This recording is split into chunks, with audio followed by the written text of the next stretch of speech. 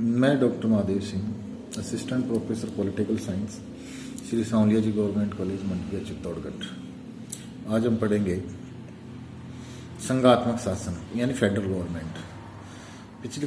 पिछली बार हमने पढ़ा था शासन के क्षेत्रीय आधार पर दो वर्गीकरण, एक एकात्मक शासन, दूसरा संघात्मक शासन। तो फिर हमने संघात्मक शासन के बारे में चर्चा की थी। आज हम पढ़ने जा रहे हैं, हमने एकात्मक शासन के बारे में चर्चा की थी, आज हम पढ़ने जा रहे हैं संघात्मक शासन।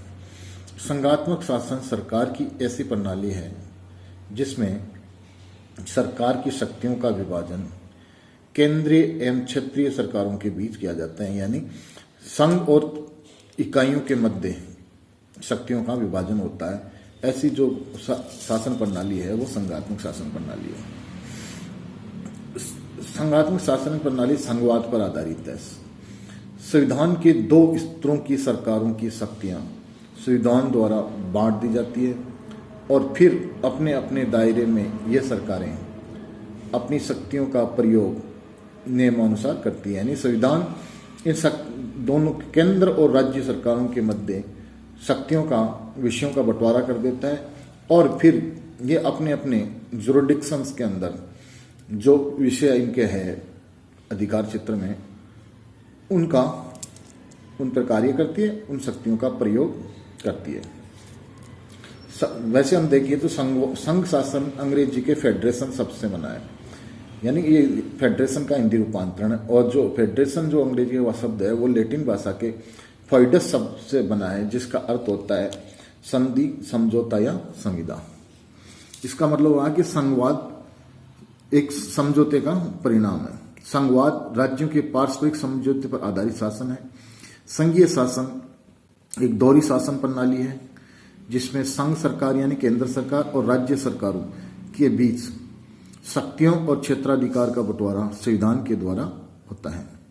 संघवाद के बारे में प्रसिद्ध विद्वान केसी वियर ने बहुत अच्छी बात कही है कि संघीय सिद्धांत का अर्थ सत्ता विभाजन की ऐसी पद्धति से है जिसके द्वारा सामान्य या जनरल और क्षेत्रीय या रीजनल शासन अपने क्षेत्रों के साथ साथ रहते हुए भी स्वतंत्र और पदस्थ होते हैं। यानी इसका मतलब हुआ कि संघवाद के अंदर संघ सरकार होती है, राज्य सरकारें होती हैं, वो अपने अपने जुरिडिक्शंस के अंदर स्वतंत्र होती है, एक दूसरे के साथ कोऑर्डिनेशन के साथ काम करती है। संघात्मक शासन में राष्ट्रीय एकता का सामंजस्य क्षेत्रीय विभिन्नताओं के साथ सार्थक रूप से किया जाता है। अब हम बात करते हैं संघात्मक शासन की विशेषताओं की। जब हम संघात्मक शासन की विशेषताओं की बात करें तो पहली विशेषता है संघात्मक शासन में संघ एवं राज्यों के द्वारा संप्रभु शक्ति का दोहरा प्रयोग होता है। यानी जो संप्रभु सॉवरेन पावर है वो एकात्मक शासन में तो केंद्र सरकार के पास ही होती है, पर संघात्मक शासन संघ और राज्य मिलकर संपूर्ण शक्ति यानी सर्वोच्च राजनीतिक शक्ति का प्रयोग इन कोऑर्डिनेशन करते हैं। संविधान द्वारा संघीय शासन और क्षेत्रीय शासनों के बीच शक्तियों का बंटवारा होता है। यानी इसमें संघ और राज्यों के मध्य जो शक्तियों का बंटवारा है वो संविधान के द्वारा होता है, कोई मनमाना बंटवारा नहीं होता। और इसमें संविधान की सर्वोच्चता होती है, क्योंकि संविधान के द्वारा शक्तियों का बंटवारा होता है तो इसलिए संविधान भी सर्वोपरि होता है। विधायिका या न्यायपालिका अन्य कोई संस्था सर्वोपरि नहीं हो सकती। देश के अंदर लॉ ऑफ द लैंड है वही सुप्रीम है। अगली जो विशेषता इसकी है न्यायपालिका की सर्वोच्चता, क्योंकि संघ और राज्यों के मध्य किसी प्रकार का विवाद या राज्यों के मध्य किसी प्रकार का विवाद हो तो उसके निपटारे के लिए एक स्वतंत्र और निष्पक्ष न्यायपालिका की आवश्यकता है। और न्यायपालिका का जो निर्णय है वो सुप्रीम होगा, सर्वोपरि होगा। इसलिए न्यायपालिका की सर्वोच्चता संघीय शासन व्यवस्था के लिए आवश्यक है। अब हम बात करते हैं कि संघीय शासन स्थापित करने के तरीके क्या क्या है।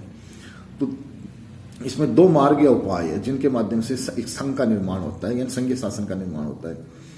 पहला है अनेक स्वतंत्र राज्य आपस में मिलकर संघ की स्थापना करें, यानी राज्यों के द्वारा अपनी आवश्यकताओं की, जैसे रक्षा हुई, ऐसी मूलभूत आवश्यकताओं के लिए वो या वैदेशिक संबंध हैं, इन चीजों के लिए एक संघ का निर्माण कर लेते हैं। जैसे इसका सर्वोत्तम उदाहरण संयुक्त राज्य अमेरिका का संविधान है। जिसमें पहले 13 राज्यों ने और आज 50 राज्यों ने मिलकर संयुक्त राज्य अमेरिका का जो फेडरेशन है वो बना रखा है। इसी प्रकार कनाडा में भी है, ऑस्ट्रेलिया, स्विट्जरलैंड आदि देशों में राज्यों ने आपस में मिलकर संघ का निर्माण किया है। दूसरा तरीका यह भी हो सकता है कि एकात्मक राज्य अपनी शक्तियों का डिसेंट्रलाइजेशन स्वतः ही कर दे और वो संघात्मक राज्य का स्वरूप धारण कर लें। ऐसा राज्य से ब्राजील में हुआ है। भारत के अंदर 1935 के एक्ट के द्वारा थी, बाद में 1952 में नया संविधान बना तो भी उन्होंने राज्य, केंद्र और राज्यों का एक ढांचा बना। अब हम संघात्मक शासन के गुण और दोष की चर्चा करते हैं। संघात्मक शासन के जो गुण हैं उनमें पहली है कि इसमें राज्यों की स्वतंत्रता या ऑटोनॉमी भी रहती है, स्वायत्तता भी रहती है, साथ राष्ट्रीय शक्ति को भी प्रबल मिलती है। यानी देश जो सेंट्रल गवर्नमेंट है वो भी पावरफुल होती है और उसके साथ साथ राज्यों की स्वायत्तता का भी ख्याल रखा जाता है। संघात्मक शासन विशाल भौगोलिक क्षेत्र वाले और सांस्कृतिक, सामाजिक, धार्मिक विभिन्नताओं वाले आदि विभिन्नता वाले राज्यों के लिए उपयुक्त शासन है, क्योंकि ये उन सभी विभिन्नताओं का अपने आप में समुचित रूप से प्रतिनिधित्व करने में सक्षम है। अगली जो इसकी जो सबसे अच्छी विशेषता है वो है शक्तियों का विकेंद्रीकरण होता है। एकात्मक शासन में जहाँ केंद्र सरकार के पास शक्तियों का केंद्रीकरण होता है, वह संघात्मक शासन में संघ और राज्यों के मध्य शक्तियों का बंटवारा होता है, यानी डिसेंट्रलाइजेशन ऑफ पावर होता है। इसी का एक साथ इसका जुड़ा हुआ है कि जब डिसेंट्रलाइजेशन ऑफ पावर होता है तो निश्चित रूप से जो शासन व्यवस्था है वह निरंकुश शासन व्यवस्था नहीं हो सकती। उसके ऊपर कोई भी सरकार हो उसके ऊपर चेक एंड बैलेंसेज होते हैं। इसी के साथ साथ इसमें राज्यों और इकाइयों को आर्थिक सुरक्षा और आर्थिक संबल और सुरक्षा संबंधी लाभ भी मिलते हैं। एकात्मक शासन में जो स्थानीय शासन है वो सेंटर पे की मनमर्जी पर निर्भर होता है, परंतु यहाँ संविधान सम्मत रूप से आर्थिक बंटवारे और सुरक्षा संबंधी प्रावधान संविधान में निहित होते हैं, इसलिए राज्य अपने आप में काफी मजबूत स्थिति में होते हैं। इसके साथ साथ एक जो विशेषता है वो है कि स्थानीय जो समस्याएं हैं उनको सुगमता से सुलझाया जा सकता है, क्योंकि इसमें राज्य के अपने पावर्स होते हैं और राज्य अपने अपने रीजनल क्षेत्र का समस्याओं का प्रतिनिधित्व करते हैं, उनको अच्छे जानते हैं तो उनको अच्छे आसानी से रिजोल्यूट भी कर सकते हैं। अब हम बात करते हैं संघात्मक शासन के दोषों की। जब हम संघात्मक शासन के दोषों की बात करते हैं तो इसमें आती है कि संघीय शासन में एक दुर्बलता, कमजोरी है। यह वीक शासन माना जाता है, चाहे वो आंतरिक नीतियों को लेकर हो चाहे बाह्य यानी विदेश नीति को लेकर, क्योंकि इसमें संघ और राज्य इकाइयों के मध्य टकराव ज्यादा रहता है, इसलिए एक स्ट्रॉन्ग शासन नहीं बन पाता। संघ एवं राज्यों के मध्य शक्तियों को लेकर प्राय विवाद रहता है, अतः इसे वकीलों का सौरभ भी कहा जाता है। यानी संघ और राज्यों के मध्य शक्तियों को लेकर, अपने पावर्स को लेकर कॉन्ट्राडिक्शंस होते हैं, विवाद होते हैं और ये विवाद प्राय न्यायालय में चलते रहते हैं और इसके लिए वकीलों का बहुत लाभ होता है, उनको बेनिफिट होता है, इसलिए वकीलों का सौरभ भी कहा जाता है। दोहरी शासन प्रणाली होने से आर्थिक अव्यय अधिक होता है और नागरिकों में कठिनाई होती है कि संघीय शासन व्यवस्था के अंदर दो प्रकार की सरकारें होती हैं, तो इसके लिए प्रशासनिक व्यवस्था पर, राजनीतिक व्यवस्था पर अत्यधिक खर्चा होता है और नागरिकों में उन संघ और राज्यों के विवाद के कारण कई प्रकार की परेशानियों का सामना करना पड़ता है। संघीय सरकार के पास वित्तीय संसाधन ज्यादा होने के कारण राज्य सरकारों को वित्तीय समस्याओं का सामना करना पड़ता है। संघीय मतलब जो रेवेन्यू है वो है सामान्यतः इसके बारे में सेंट्रल गवर्नमेंट ज्यादा मजबूत होती है और राज्य सरकारें उस सेंट्रल गवर्नमेंट पर अपनी वित्तीय सहायता के लिए निर्भर करती है, जिसमें कई प्रकार के राजनीतिक और प्रशासनिक बाधाएं उपस्थित होती हैं। राज्य सरकारों के लिए कई प्रकार की कठिनाइयां पैदा हो जाती है।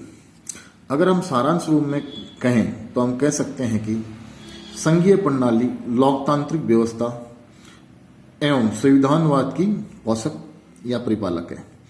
यानी कि संघीय शासन व्यवस्था में डिसेंट्रलाइजेशन ऑफ पावर होता है और ये कॉन्स्टिट्यूशन से गाइड होती है, इसलिए ये लोकतांत्रिक भी है और संविधान सम्मत भी है। यानी संविधानवाद और लोकतंत्रवाद संघीय शासन प्रणाली की लिए उपयुक्त हैं या ये उनको बढ़ावा देती है। जो आज के राज्यों की हम कहें कि आज की जो नीड ऑफ द होवर है स्टेट्स के लिए, वो लोकतांत्रिक और संविधानवाद की व्यवस्था है। और ये संघीय प्रणाली इस व्यवस्था को पोषण करती है, इसलिए ये आज समय की आवश्यकता है।